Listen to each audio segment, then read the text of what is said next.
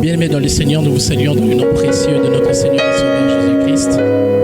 Je suis très heureux de vous savoir nombreux connectés à cette émission combien bénissante. Je suis le pasteur Nasser Kilunga. Aujourd'hui, je ne serai pas seul.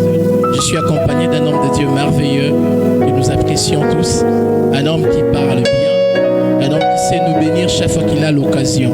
Je parlais de l'homme de Dieu, Arnold Loueté, en ce lieu. Bonjour, homme de Dieu. Bonjour, pasteur Nasser. Nous sommes très heureux de vous recevoir aujourd'hui. C'est une première fois. Nous croyons que ça ne sera pas une dernière. Et je suis très heureux en tout cas de répondre à cette invitation. Merci pour l'invitation, pasteur. Amen. Bien-aimés dans le Seigneur, comme nous l'avons annoncé les émissions passées, nous serons en train de parler tous ces trimestres de la fin de l'année. Nous serons en train de parler sur le Dieu de cieux nous donnera du succès. Le Seigneur nous a inspiré ces temps pour dire à quelqu'un et que si janvier, février, mars, avril et tous ces mois qui viennent de passer, vous n'avez pas obtenu le succès dans vos entreprises, les 3 derniers mois qui restent, nous croyons que le Seigneur vous donnera du succès. C'est pourquoi avec l'homme de Dieu Arnold, nous allons rester dans ce même thème, mais il aura à venir avec un sous-thème selon ce que Dieu l'a inspiré. Mais avant qu'il puisse nous parler de son sous-thème, j'aimerais d'abord lui demander de nous faire comprendre comment est-ce que c'est quoi le succès, homme de Dieu. Qu'est-ce que nous devons comprendre par le succès? Merci beaucoup, pasteur. S'il faudra recourir au dictionnaire, j'aime bien comment la Russie est en train de définir les succès. La Russie dit le succès, c'est un résultat heureux obtenu dans un travail, dans une entreprise, bien face à un défi. Vous voyez? Alors quand on parle d'une entreprise, on ne fait pas allusion à la société ou je ne sais pas moi, mais on fait plutôt allusion, par exemple, à quelque chose que nous avons commencé. Et j'ai commencé quelque chose et je vais avoir un résultat heureux par rapport à cela. Par exemple, je commence les fiançailles et le résultat heureux par rapport aux fiançailles, c'est de voir ces fiançailles aboutir au mariage. Je suis dans le mariage et je n'aimerais pas rester qu'avec mon mari. J'aimerais avoir des enfants dans ce mariage. C'est ça les succès dans ces mariages. Ça veut dire, j'ai entrepris une relation qui doit engendrer des succès entre les enfants, être heureux dans ces foyers. Vous voyez un peu tout ça. C'est donc ça les succès. Donc si je te comprends bien, quelqu'un qui se retrouve dans le mariage, c'est déjà une forme d'entreprise. C'est comme une entreprise. Mais que quand il n'a pas d'enfant, c'est qu'il échoue. Il est dans un échec sur base de la parole de Dieu. Bien sûr, la parole de Dieu dit que parmi les enfants de Dieu, il ne doit pas avoir des femmes stériles. Donc la stérilité n'est pas de Dieu. Quand je suis dans le mariage, je dois avoir des enfants. Et ça, c'est la réussite. Parce que Dieu le veut. Et puisque Dieu le veut, je dois avoir ça. Ok, un peu. Le fait de ne pas avoir des enfants, c'est une sorte d'échec parce que Dieu ne veut pas de ça. Voyez un peu en détail. Si c'est bien une forme d'échec, c'est que nous croyons aussi qu'au travers de cette émission, toutes ces femmes qui ont déjà fait 3 ans, 4 ans dans le mariage, 2 mois dans le mariage, 5 mois, je ne sais pas combien d'années, mais qu'ils arrivent de ne pas toucher un enfant, nous croyons qu'au travers de cette émission, le Seigneur fera retomber sa pluie sur eux. Amen. Nous le croyons en tout cas. Amen. Alors, homme de Dieu, j'aimerais déjà que, quand on dit le Dieu de cieux nous donnera du succès, le succès a une origine, selon vous? Oui, déjà il faut comprendre quelque chose déjà. S'il faudra rentrer dans la définition, comme on a dit, c'était un résultat heureux obtenu face à un travail ou à un défi. Je pense plutôt que les succès ont quelques principes de succès, parce qu'il faut reconnaître que les succès ont des principes. Tu veux avoir du succès, tu dois respecter quelques lignes, quelques principes du succès pour avoir du succès. Entre autres, il faut comprendre que le succès est souvent le résultat ou le fruit des efforts bien consentis ou du travail. Je vais donner un exemple pour une équipe de football. J'aime bien le football et j'aime bien donner les exemples de football. Une équipe qui veut remporter la Champions League doit d'abord, en premier lieu, se préparer. On voit dans le mercato une équipe acheter des grands joueurs et tout pour que dans la finalité, qu'ils puissent remporter les titres, les trophées. Le fait de remporter les succès. Ok? Comme j'étais en train de dire, ce que le succès est vraiment, et souvent, je n'ai pas dit toujours parce que vous comprendrez pourquoi est-ce que je n'ai pas dit que le succès est toujours le fruit des efforts. Mais il est souvent les résultats des efforts bien consentis. Vous voyez, homme de Dieu, je peux donner un exemple encore d'un élève. Un élève qui s'est donné des objectifs à réussir à être toujours premier de sa classe pour une année scolaire. Pour réussir cela, ou arriver à ses objectifs, il doit étudier. C'est-à-dire quand il finit le cours à l'école, il doit rentrer à la maison et étudier. C'est le fait d'étudier qui fera de lui un lauréat dans la fin du cycle. Vous voyez un peu? C'est dans ce contexte-là, dans ce sens-là que nous voyons les succès. Donc vous voulez avoir des succès, vous devez vous mettre à travailler. Je n'ai pas dit que le succès est toujours le fruit des efforts, mais il est très souvent les résultats des efforts consentis. Tu ne peux pas te dire, non, voilà, je veux le succès, mais bon, je ne travaille pas, j'attends que le Seigneur fasse Exactement. Tu vas avoir du succès, commence à travailler, mets-toi dans ton domaine, mets-toi dans ce que tu t'es donné comme objectif, et c'est alors que tu auras du succès. Notre principe de Dieu. Alors, il y a encore un autre principe sur les succès. Si le succès est souvent les résultats des efforts bien consentis, nous devons comprendre aussi que les succès n'est pas toujours les résultats des efforts. C'est assez contradictoire, homme de Dieu. C'est succès qui doit normalement nécessiter le travail, mais en même temps, qui ne doit pas toujours être les résultats des efforts. C'est paradoxal, mais je vais donner quelques exemples pour que vous me compreniez. Vous savez, vous êtes dans une famille où tout le monde est intelligent. Moi, j'ai vu ça, j'ai vécu cela. Les hommes intelligents, les femmes intelligentes. Et après, vous arrivez pendant les examens d'État, celui qui était intelligent et qui sortait toujours parmi les premiers ou les 3 premiers de sa classe, arrivé à l'examen d'État, il échoue. Vous voyez? Vous remarquerez que cet enfant-là, il a étudié, sûrement il s'est donné des efforts pour réussir, mais après, pendant les examens d'État, certainement aussi il a bossé, mais il a échoué. Donc là, on comprendra que d'un autre côté, il y a une main noire. Vous voyez? Il y a une main noire qui est là, une main invisible qui bloque, voilà, qui ne sait pas maîtriser. C'est pourquoi on doit comprendre que le succès n'est toujours pas les fruits de nos efforts personnels. Et là, je vais prendre un exemple avant d'entrer vraiment dans mon message. Vous savez, homme de Dieu, quand vous lisez les livres de Juges, chapitre 7, on est en train de parler de Gédéon. Cet homme Gédéon, c'était un homme que Dieu avait appelé pour délivrer son peuple des mains des Madianites. Et un jour, après avoir été appelé Gédéon, il entend la voix de l'Éternel qui lui dit d'aller combattre les Madianites et tout. Cet homme de guerre, Gédéon, homme de guerre parce que Dieu l'a appelé comme ça, il a réuni beaucoup de gens. Il a réuni un grand nombre de gens. Et pensant que le succès était attaché au nombre. C'était 23 000, la parole de Dieu parle de 23 000.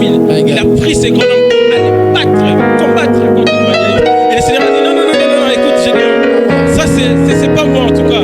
Tu ne peux pas aller combattre les Madianites avec ces grands nombres. Non. Moi je veux que tu diminues. C'était à 23 000. Ils sont restés à 300. Vous savez pourquoi? Parce que le Seigneur se disait que s'il fallait que ces 300 000 et ces 23 000 puissent combattre et battre les Madianites, ils auraient dit que cette victoire-là était due à leurs efforts. Pourtant, ce n'est pas ça. Vous savez que Dieu, dans sa façon de faire les choses, parfois, il nous met dans une certaine limite pour qu'on retourne vers lui afin que la gloire lui revienne. Vous voyez? C'est pourquoi nous avons dit que le succès n'est pas toujours le résultat de nos efforts. Le succès a un côté, quelque chose qu'on appelle la grâce de Dieu, la main de Dieu. Quand les hommes vont regarder, c'est de ça, ce n'est pas la main d'un homme, mais c'est la main de Dieu. Dieu est passé là. Dieu est passé là. Et par là, j'aimerais bien avec vous, si vous permettez, plusieurs passages dans Luc chapitre 5, si on peut les lire, versets 1 à 5. Je les lis au nom de Jésus. Ma version c'est 2 21. Un jour, Jésus s'est trouvé au bord du lac de Génézareth et la foule s'est pressée autour de lui pour entendre la parole de Dieu. Il vit au bord du lac des barques. Les pêcheurs en étaient descendus pour lever leurs filets. Ils de ces barques qui appartenaient à Simon et il les pria de s'éloigner un peu du rivage. Puis il s'assit et de la barque, il enseignait la foule. Quand il eut fini de parler, il dit à Simon, avance là où l'eau est profonde et jetez vos filets pour pêcher. Simon lui répondit, maître, nous avons travaillé toute la nuit sans rien prendre, mais sur ta parole, je jetterai les filets. Sur ta parole, je jetterai les filets. Et j'aimerais quand même qu'on reste là. Et s'il faudra donner un petit thème, un sous-thème dans ça, je vais dire, sur ta parole, je réussirai. Je vais entrer dans le contexte. Ce contexte nous parle d'un homme qui est Simon, qui était pêcheur, il pêchait, il les faisait, c'était parmi ses métiers, parmi des choses qu'il faisait. Cet homme, pendant toute une nuit, ils étaient en train de pêcher, mais ils n'ont pas pu attraper de poissons, homme de Dieu. Et pour eux, c'était comme une sorte d'échec. Attends, Simon-Pierre, tu étais habitué à pêcher, la pêche c'est ton domaine. Mais pourquoi toute une nuit, toi qui es dans la chose que tu fais très souvent, tu n'as pas pu attraper un expert, un professionnel dans ce domaine-là. Il a pêché toute une nuit. Il n'a pas pu attraper des poissons. Il était dans son domaine. Il était dans sa compétence, homme de Dieu. C'est quelque chose qu'il était habitué de faire. Il pouvait attraper des poissons, mais il n'a pas pu attraper des poissons. Mais ce jour-là, Christ lui dit, va dans les eaux profondes et jette les filets. Ah bon. Quelqu'un qui n'a pas fait la pisciculture, ça s'appelle pisciculture, certainement. Pêcher, les pêcher et tout ça. Il n'a pas fait ça. Quelqu'un qui n'est même pas du domaine, il vient te dire, toi qui es dans le domaine, jette les filets. Et cet homme, quand c'est la partie leçon, tu maîtrises cet bien homme, lui. il comprend qu'il devait obéir. Pourquoi on devait lui obéir? Parce que cet homme, il s'appelle l'omniscient. C'est-à-dire il a la connaissance du tout. Amen. Il a la connaissance du tout. Amen. Sur le côté financier, il a la connaissance. Amen. Sur le côté droit, justice, il a la connaissance. Dans tous les domaines de la vie, il a la connaissance. Cet homme de Dieu va dans les eaux profondes et jette des filets.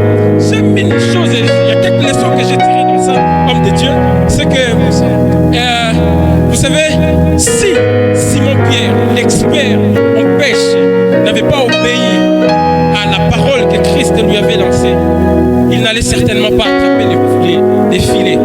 Alors, j'aimerais qu'on retienne quelques leçons, parce que c'est très important. Parce que comme nous avons lu les passages, nous avons énuméré quelques instructions que Christ a données à Simon-Pierre pour que Simon puisse attraper les poissons.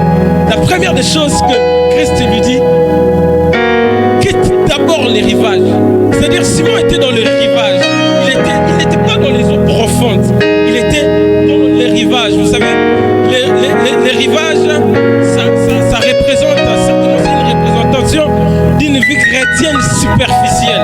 Je suis chrétien, mais je suis en même temps dans la présence de Dieu, en même temps trop dans la foi. C'est-à-dire que tu n'es pas concentré dans les choses de Dieu. Simon-Pierre, aussi longtemps que tu seras dans les rivages, tu ne pourras pas attraper le poisson. La première des choses que tu dois faire, Simon-Pierre, c'est d'abord quitter les rivages et aller dans les eaux profondes. Amen. Vous voyez l'homme de Dieu? Amen. Simon devait d'abord lui obéir. Homme de Dieu, excusez, avant que tu avances trop bien, j'aimerais que tu tournes un peu sur le rivage. Parce que beaucoup d'enfants de Dieu, tu as dit, la clé du succès aussi dépend du fait qu'on s'est déplacé, quitter les rivages pour accéder dans un autre endroit. Les rivages peuvent prendre quelle forme dans nos vies, spirituellement parlant, et même sur la vie pratique? C'est comme on était en train de dire, les rivages peuvent prendre la forme de cette vie chrétienne superficielle. C'est-à-dire, je suis dans les choses de Dieu, mais je ne suis pas à fond. J'ai pris ma vie de prière est limitée. Ça veut dire aux heures que tu passes à l'église. Par rapport aux heures que tu passes à l'église, mais plus aussi par rapport à ma façon dont je vois Dieu. Je pense que pour prier, je dois seulement venir à l'église et rester là. On pense qu'on est chrétien que quand on est à l'église. On pense qu'on est chrétien que quand on a des activités. Et quand on est en dehors de l'église, on n'a pas une vie assez profonde de prière. Mais avant ça, j'ai oublié un autre détail. Je pense que ce détail-là vient bien avant même que Christ lui dise à Simon, va dans les eaux profondes. Et ce détail-là, c'est que Simon a donné sa barque à Christ. Vous voyez? Avant que Simon a prêché toute la nuit, qu'il n'était pas dans la barque. Mais ce jour-là, il a fallu que Christ soit dans la barque. Alors quand on parle de la barque, on voit quoi, homme de Dieu? C'est que je vois la vie que j'ai, ma vie. Aussi longtemps que Christ ne sera pas dans ma vie, aussi longtemps que Christ ne sera pas dans tout ce que je serai en train de faire, dans mes entreprises, parce que n'oubliez pas, quand on a défini les succès, on a dit que c'était des résultats heureux par rapport à une entreprise, par rapport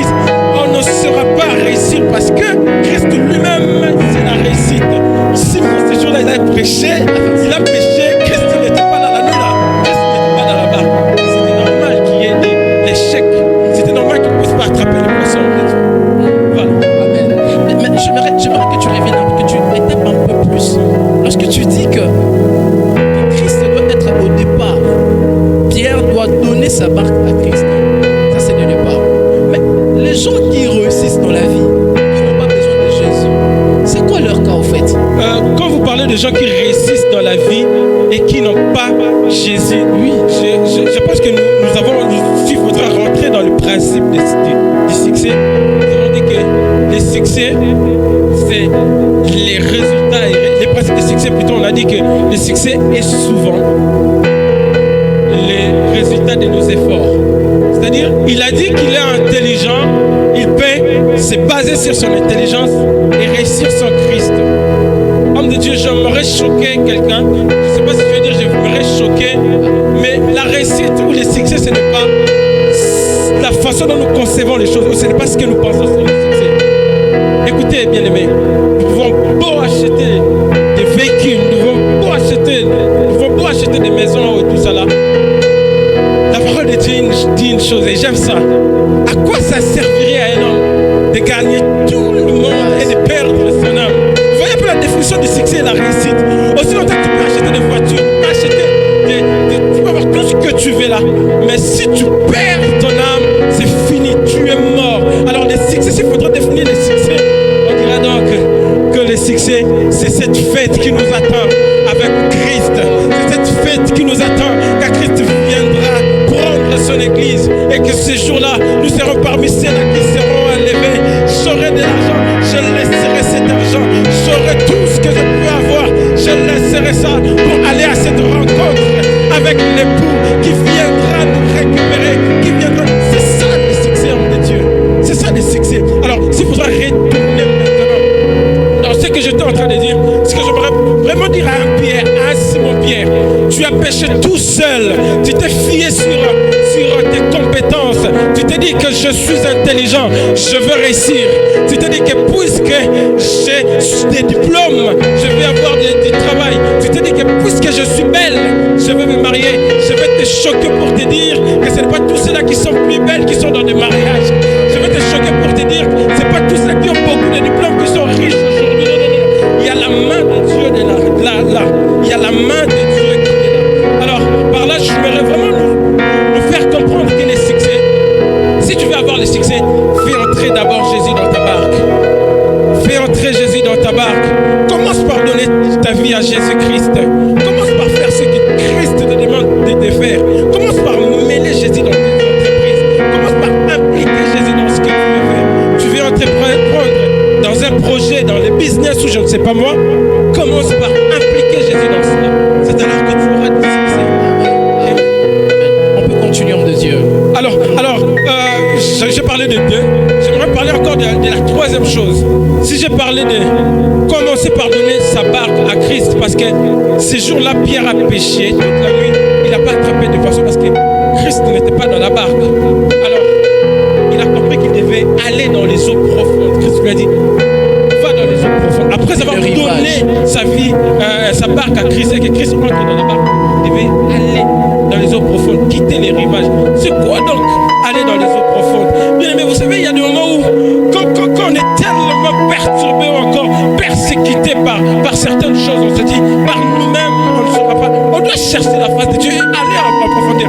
Bien aimé, nous ne sommes pas de ceux-là qui prient parce que nous manquons à faire, mais nous sommes de ceux qui prient parce que nous avons beaucoup à faire. Qu'on se dit que tellement que c'est beaucoup, par nous-mêmes, nous ne pourrons pas faire certaines choses. Nous soumettons tout cela. C'est parce que n'oubliez pas, la parole de Dieu est en train de dire, Christian est en train de dire, venez à moi, vous tous qui êtes fatigués et chargés, je vous donnerai du repos. Je suis chargé par le problème.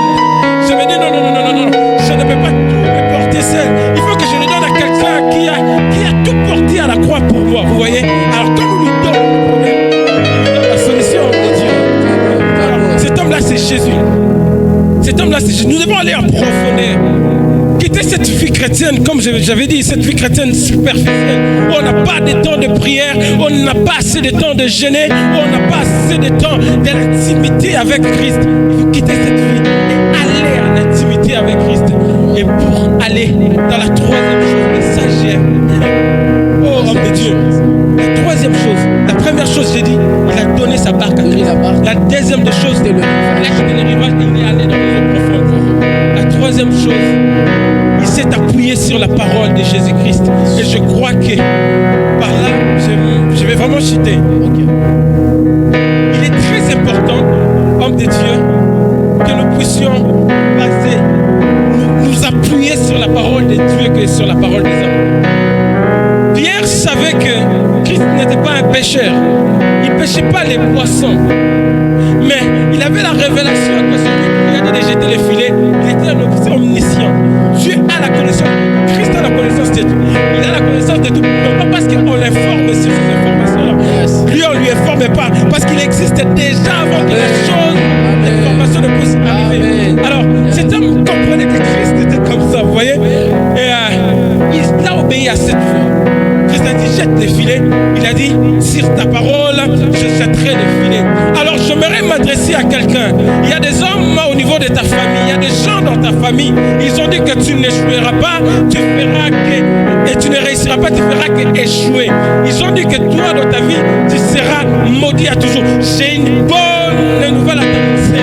La parole de Dieu nous dit, nous sommes bénis en Christ de toute bénédiction d'en haut. J'aimerais te dire, toi qui m'écoutes, que les hommes ont dit que tu es un moins qu'à rien. T'inquiète pas, tu es comme Nazareth. Vous savez, Nazareth, c'est une ville d'où est sorti Christ. Mais quand vous regardez la ville de Nazareth, c'était une petite ville, une ville négligée. Nathanaël a dit, attends, est-ce qu'il y a quelque chose de bon qui peut sortir de Nazareth? On te regarde, on te dit, mais regarde-moi cet homme-là. Il n'a même pas étudié, il n'a pas élevé un niveau. Est-ce qu'il va devenir un cadre dans ce pays? Est-ce qu'il va devenir un homme élevé? J'aimerais te dire que tu es comme Nazareth. De toi sortira celui qui va sauver. De toi sortira le sauveur. Tu es le sauveur. Ne regarde pas ta petite taille. Tu es comme Gédéon. Gédéon se regarde, il se dit, regarde, je suis le plus petit de ma famille. Oh, pendant que tu te vois petit, Dieu te voit grand. Homme de Dieu, je peux m'élever si vous me permettez. Gédéon se voit comme un petit et Dieu lui dit, ne te vois pas comme un petit. Tu es un vaillant héros. J'aimerais m'adresser à quelqu'un qui est en train de me suivre. On a dit que tu es un stérile. Tu n'auras pas des enfants. Laisse-moi te dire que ça, c'est les hommes qui l'ont dit. Mais l'Éternel a une bonne nouvelle pour toi. L'Éternel a une bonne nouvelle pour toi. Cette nouvelle, je viens te le dire, c'est que toi stérile, tu enfanteras. Toi stérile, tu enfanteras. Tu es pauvre. Ne te regarde pas pauvre. Le Seigneur dit que les pauvres disent, je suis riche. Tu es peut-être ignorant, tu es négligé. Ne te fie pas à ce que les hommes ont dit. J'aimerais dire à quelqu'un qui est en train de me suivre pour ce moment-ci. J'aimerais dire à quelqu'un qui est en train de me suivre. Il y a des hommes qui se sont ligués contre toi. Ils ont dit que tu ne vas pas avancer. Ils ont dit d'ailleurs que tu vas mourir. Ils ont comploté pour chercher à te faire du mal. J'aime ce que la parole de Dieu dit. Que 10 000 tombent à tes côtés, que 1 000 tombent à ta droite, tu ne seras pas atteint. J'aimerais dire à quelqu'un qui est en train de subir une attaque des ennemis. Tu es peut-être en train de subir une pression des ennemis. Ou ils sont en train de préparer la mort contre ta vie. J'ai une bonne nouvelle pour cette personne-là. Il y a la main de l'Éternel qui est là. La parole de Dieu dit, l'ange de l'Éternel campe tout autour de ceux qui les craignent et il les arrache du danger. Il peut y avoir un danger devant toi, mais j'ai une bonne nouvelle à t'annoncer. Tant que l'ange de l'Éternel est là, le danger ne s'appelle pas danger. Il reste, David était en train de comprendre ça. Il a compris ça. Il a dit, même dans la vallée de l'ombre de la mort, je ne crains aucun mal, car tu es avec moi. Le fait que l'Éternel est avec toi te rassure tellement que même quand la vallée de l'ombre de la mort sera là, ça ne te fera pas de mal. J'ai d'ailleurs une bonne nouvelle pour annoncer à quelqu'un. Vous savez pourquoi on appelle ombre ombre? On ne peut pas appeler ombre sans lumière. Pour qu'il y ait l'ombre, il faut qu'il y ait la lumière. La bonne nouvelle que j'ai pour quelqu'un, puisque l'ombre de la mort est là, il y a l'assurance qu'il y a la lumière. Et la lumière, c'est Christ. Il est en train de t'éclairer, il est en train d'éclairer ta famille. J'aimerais annoncer à quelqu'un qui est en train de me suivre. Tu passes certainement par des moments difficiles. Laisse-moi te dire une chose, c'est que l'Éternel est avec toi. Puisque tu as donné ta barque à Jésus, puisque tu as donné ta vie à Jésus-Christ, Christ est avec toi. Ne crains rien, ne crains rien. Je suis en train de voir quelqu'un qui est en train de subir des oppressions, qui est en train de subir des oppressions. Je ne dirais même pas ça, mais une honte au niveau de sa belle famille, parce qu'elle n'a pas d'enfant. Une femme qui est en train de subir des attaques au niveau de sa belle famille parce qu'elle n'a pas d'enfant.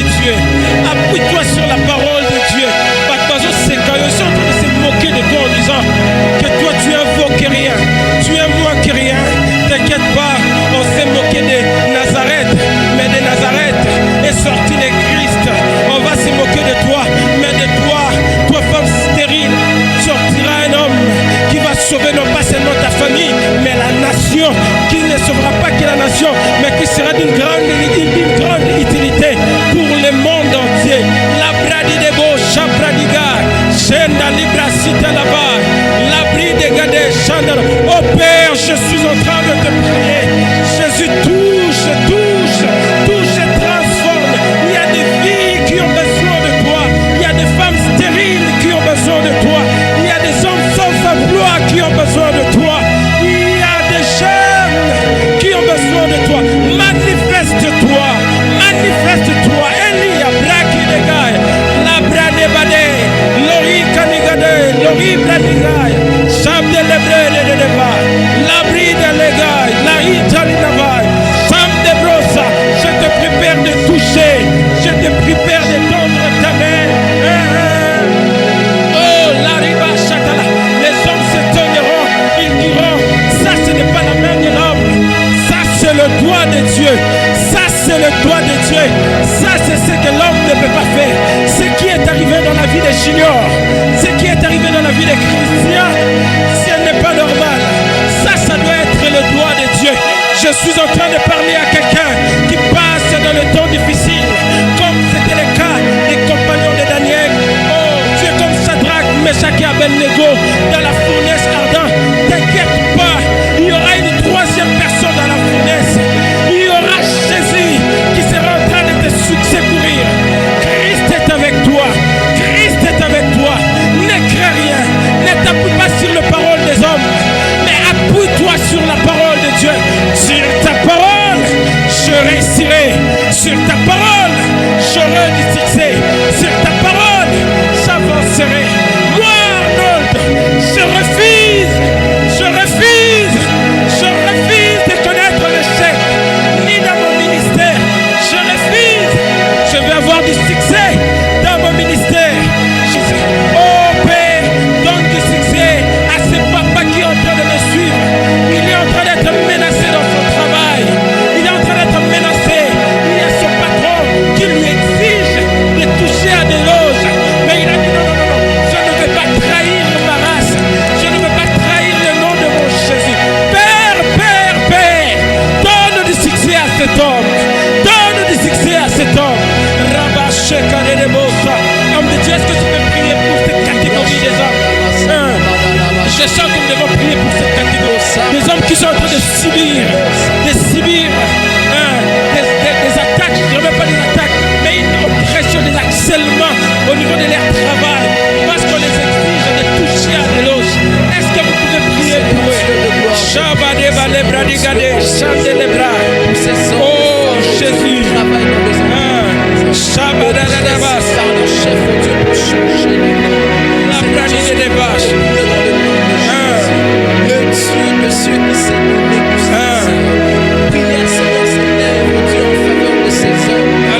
Seigneur, Alléluia. Ils arrivent à comprendre, oh Dieu, que leur magie est plus petite que la magie. Yes. Il y a une magie plus grande que la magie des Égyptiens. Alléluia. Ils étaient rassemblés dans la salle, oh Dieu, en train de prononcer Moïse. Ils ont jeté leur serpent. Mais la Bible m'a apporté une information. Moïse aussi a jeté un serpent. Et la Bible m'a apporté la bonne nouvelle de savoir que le serpent de Moïse a su, oh Dieu, avaler tous les autres serpents. J'aimerais dire à une femme qui traversait le monde. J'aimerais dire à un homme qui traversait le monde. Ne dérange pas. Ce ne sont que des serpents de Jésus. Ce ne sont que des serpents de Jésus. Il y a un plus grand serpent. C'est le serpent que Moïse a jeté. Et ce serpent, c'est Jésus. Ne te dérange pas. Jésus va absorber les combats de la vie. Jésus va absorber. Viens, Jésus, viens. Viens donner la victoire. Avec le pouvoir de Jésus. Chebra de Badega, chante de Brosé, Lariba Satarabaché. Que le Dieu qui sait prendre de l'honneur te ramène à la hauteur. Si les autres disent la capacité de te donner des richesses, de te faire élever, de te donner des promotions, Dieu peut faire plus que cela. Non seulement il va terminer pour moi, mais il est le Dieu qui sait prendre un Méphibosheth et le faire asseoir dans la table de grâce. Le Seigneur te donnera l'invitation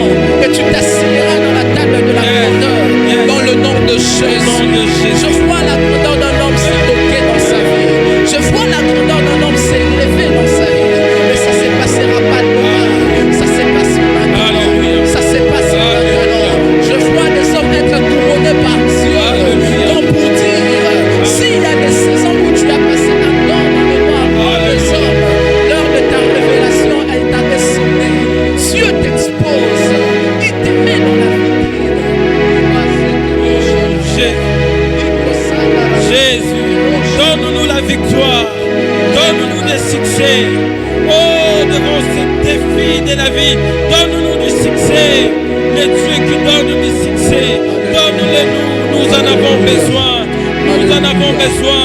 Seigneur, je suis en train de prier pour cette sœur qui a commencé les fiançailles, dont l'homme exige à ce que pour aller très loin, pour se marier, elle doit d'abord connaître son corps. Père, défends-la alors qu'elle s'est décidée de s'abstenir et l'homme l'oblige. Seigneur, je te prie, Père, je te prie, Père. Donne-lui la force de résister. Donne-lui la force de résister. Qu'elle ne cède pas. Si cet homme l'aime, il va patienter jusqu'au mariage. Ne laisse pas que le diable puisse triompher. Ne laisse pas que le diable puisse triompher. Au nom de Jésus, au nom de Jésus, au nom de Jésus, je te prie, Père. Je te prie, Père. Je te prie, Père.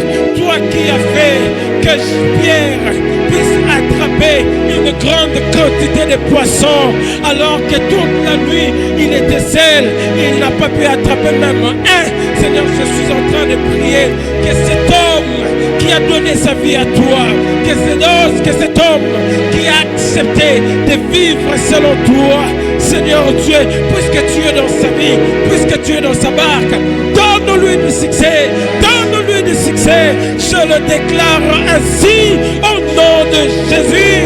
Je dans le bras de la basse, laïka de bosse. Merci Seigneur Dieu. Alléluia. Merci Seigneur Dieu de l'avoir fait, oh Dieu. Merci Seigneur de l'avoir fait. Alléluia. Mais peut-être on n'a pas touché ton cas, peut-être on n'a pas touché ton problème. Écoute, si nous n'avons pas touché, Dieu sait toucher ton problème. J'aimais ce que l'homme de Dieu a dit. Pierre connaissait ce qu'il était. Des informations qu'il avait, c'était des informations générales. Mais ce que Pierre ne connaissait pas, il y avait une information plus grande qu'il ne maîtrisait pas. C'était que l'homme qui le disait de jeter les filets s'appelait Jésus-Christ. Or, l'homme de Dieu a dit, il est omniscient. Il connaît toutes choses. Il maîtrise toutes choses. Il connaît ton problème. Il connaît ta maladie. Il connaît ta souffrance. Il connaît tes difficultés. Il connaît ta situation de précarité. Laisse-moi t'apporter une bonne nouvelle ce soir, là où l'heure que tu nous suis. La Bible est en train de me rassurer une chose. Cet homme Jésus a pu dur à la croix. Tout est accompli. J'aimerais t'apporter une bonne nouvelle. Et que sous la croix, Jésus a accompli tout. Alléluia. Christ a tout réalisé. Et cela, c'était en ta faveur. Les hommes peuvent te rabaisser. Les hommes peuvent te diminuer. Laisse-le faire. Ce sont des informations qu'ils ont. Mais il y a d'autres informations qu'ils n'ont pas.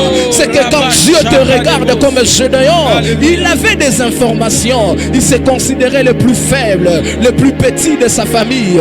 Or, il y avait une plus grande information par rapport à sa vie. Dieu disait qu'il était un vaillant héros. Je prophétise pour quelqu'un ce soir. Je prophétise pour quelqu'un ce jour. Tu n'es pas ce que les hommes disent que tu es. Tu es ce que Dieu voit en toi. Tu es ce que Dieu sait que tu es. Il a dit à Agar ceci. Regarde, alors qu'à côté là où Agar regardait, il n'y avait rien. Ce n'était qu'un désert.